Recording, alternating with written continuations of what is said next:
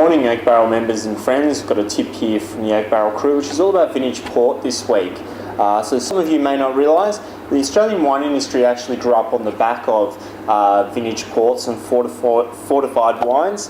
In fact, in the 1950s in Australia, they comprised around 3/4 of total bottle shop sales were vintage ports and fortified wines. So I've got a few examples in front of me today, and I'm going to give you a couple of tips on how to best select your vintage port without actually having to open it. So number one thing to consider is that most vintage ports will be considerably old, so around 30 years of age or even older in many cases.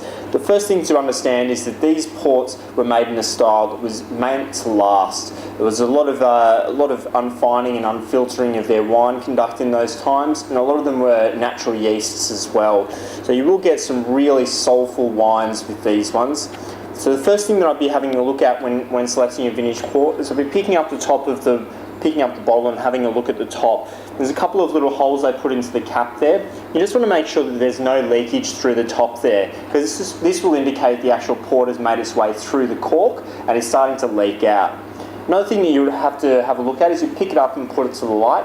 And just have a look through the neck of the bottle, just so that the actual level hasn't come back through into the shoulder and that it isn't actually being oxidised at that stage.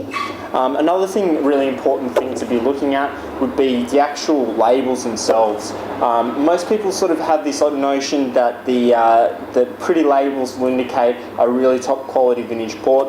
In many cases, this is not actually the case. In fact, back in the day, there were many commemorative bottlings made, and there were high quality ports inside them.